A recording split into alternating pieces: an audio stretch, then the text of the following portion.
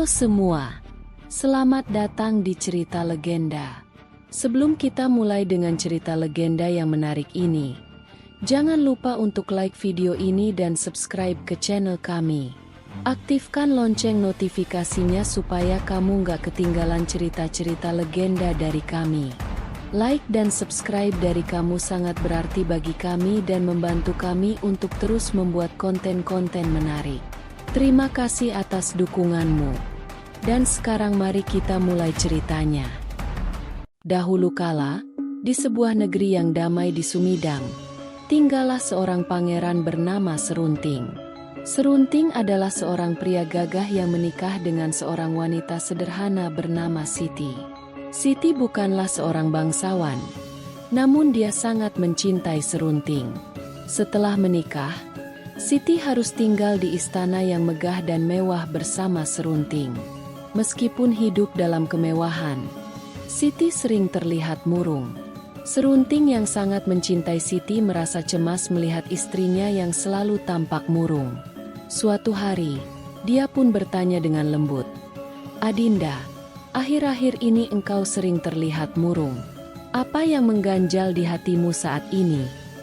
Siti menjawab dengan suara lirih, "Kakanda, aku memikirkan nasib adikku, Arya Tebing. Dia tinggal seorang diri setelah kepergian ayah dan ibu." Mendengar hal itu, Serunting langsung menawarkan solusi. "Bagaimana jika kita ajak saja Arya Tebing tinggal di sini bersama kita di istana? Terima kasih banyak. Dia pasti akan senang bisa tinggal di sini." Kemudian, Pangeran Serunting dan Siti pergi mengunjungi Arya Tebing di desa. Mereka ingin mengundang Arya untuk tinggal bersama mereka di istana. Serunting berkata, "Bagaimana keputusanmu, Arya? Daripada kamu tinggal di sini sendirian, tinggallah di istana bersama kami." Namun, Arya Tebing menolak dengan halus. "Maaf Kak, aku sangat menghargai tawaran kalian. Akan tetapi, aku lebih suka tinggal di sini untuk mengurus lahan peninggalan orang tua kita." Serunting yang mendengar keputusan itu merasa heran.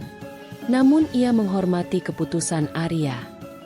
"Jika memang itu keputusannya, mau bagaimana lagi, Dinda?" kata Serunting kepada Siti.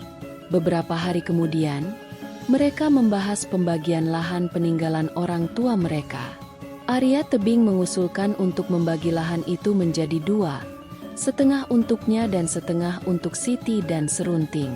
Serunting setuju, namun ia mengusulkan untuk menancapkan sebatang pohon sebagai tanda pembatas.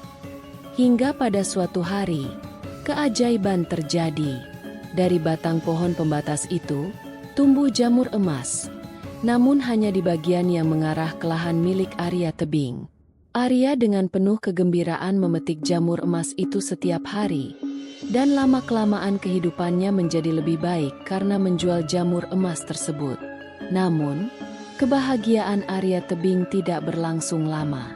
Suatu hari, Serunting memergoki Arya Tebing sedang memetik jamur emas dan menuduhnya curang. "Kau Arya Tebing, ternyata selama ini kau mencurangiku. Kenapa pohon pembatas ini kamu ubah posisinya?" teriak Serunting dengan marah. Arya yang terkejut menjelaskan bahwa ia tidak pernah melakukan hal tersebut dan bersedia memberikan jamur emas kepada Serunting.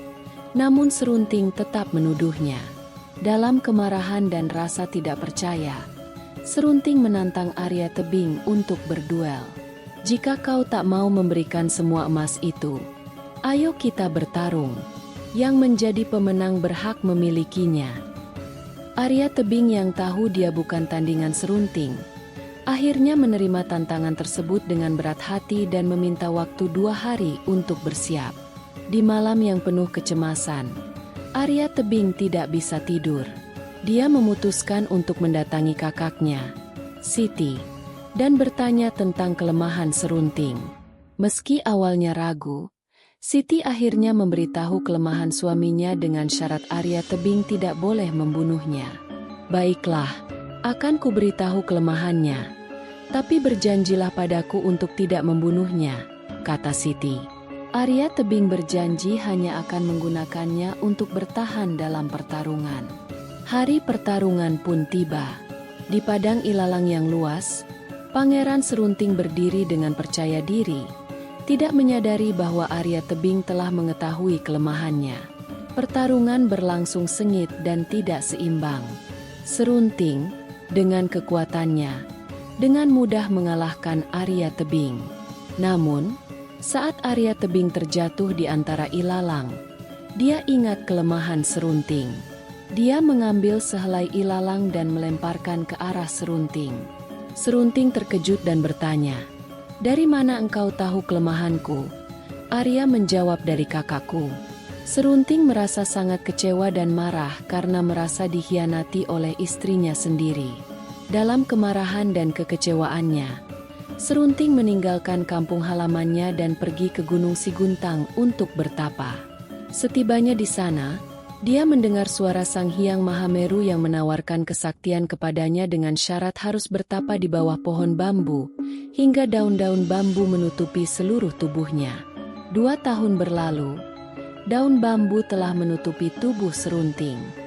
Sang Hyang Mahameru pun turun dan memberinya kesaktian. Setiap kata yang diucapkan Serunting akan menjadi kutukan. Untuk menguji kesaktiannya, Serunting mengubah tanaman tebu menjadi batu. Dia pun terkesima dengan kekuatan yang baru saja dia dapatkan.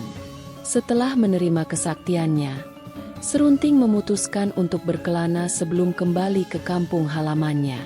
Dalam perjalanannya, dia menggunakan kesaktiannya untuk membantu orang-orang, menjadikan tanah tandus menjadi subur, dan bahkan memberikan seorang bayi kepada pasangan tua yang tidak memiliki anak.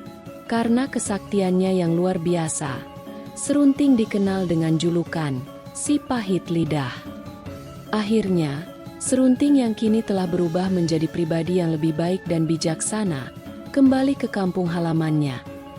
Ia telah belajar dari pengalamannya. Kini hidup damai bersama istri dan adik iparnya. Mereka bertiga hidup rukun, tanpa ada lagi pertengkaran di antara mereka. Begitulah kisah Serunting, yang dikenal sebagai si pahit lidah. Dari seorang yang sombong dan serakah, ia berubah menjadi orang yang bijaksana dan penuh kasih. Terima kasih telah menyaksikan cerita legendaris ini. Jangan lupa untuk berbagi cerita ini dengan teman-teman dan keluarga. Jangan lupa untuk like, subscribe, dan mengaktifkan notifikasi agar tidak ketinggalan cerita-cerita legendaris lainnya. Sampai jumpa di video berikutnya dan salam cerita legenda.